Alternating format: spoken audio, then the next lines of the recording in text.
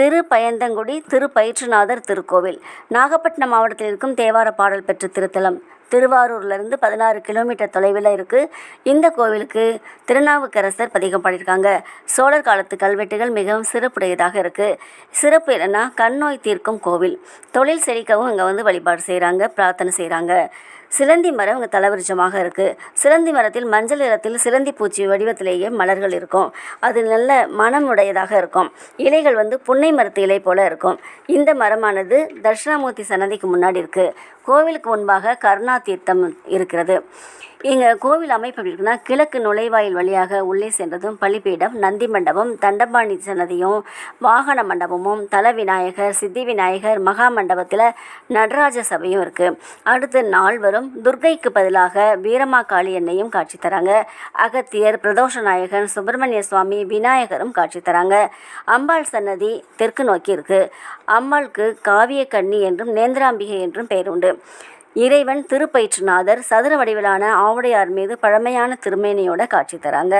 இங்கு கருணா தீர்த்தத்தில் நீராடி அம்பிகையை வழிபாடு செய்தால் கண் நோய் நீங்கும் என்று ஒரு செய்தி சாசனத்தில் எழுதப்பட்டிருக்கு.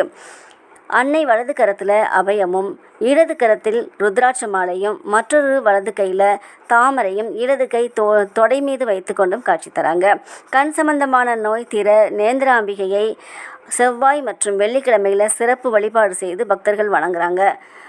ஆடி வெள்ளிக்கிழமை மிகவும் விசேஷமாக கொண்டாடப்படுது. கார்த்திகை சோமவாரத்தில் சுவாமிக்கு விசேஷ வழிபாடு நடக்குது. வரலாறு என்னென்னா, ஒரு வணிகன் மிளகு மூட்டைகளை வியாபாரத்துக்காக பக்கத்து ஊருக்கு எடுத்துகிட்டு போகிறான். சுங்கச்சாவடி வருது. அந்த சுங்கச்சாவடியில் வரி வசூலிப்பாங்களே அப்படின்னு பயப்படுறான். மிளகுக்கு சுங்கவரி உண்டு, பயிருக்கு சுங்கவரி கிடையாது. மிளகு மூட்டைக்கு வரி கொடுத்தால் நஷ்டமாகுமே அப்படின்னு நினைக்கிறான். தனது ஏழ்மை நிலையை சொல்லி சிவபெருமான் கிட்ட, சுங்கச்சாவடியை கடந்து போகும் வரையிலாவது எனது மூட்டைகள் அனைத்தையுமே பயிறு மூட்டையாக மாற்றி கொடு இறைவா அப்படின்னு தனது ஏழ்மை நிலையை சொல்லி மனம் உருகி வேண்டுகிறான். அன்று இரவு அங்கேயே தூங்கி போகிறான். காலையில் எந்திரிக்கும் போது இறைவன் இவனுடைய சொல்லுக்கு செவி சாய்த்து எல்லா மூட்டைகளையுமே பயிறு மூட்டையாக மாற்றி தந்திருக்காரு. இறைவனுடைய இந்த கருணையை நினச்சி அவன் மனம் உருகி வேண்டிக்கிட்டு அந்த மூட்டைகளை எடுத்துகிட்டு வியாபாரத்துக்காக போகிறான்.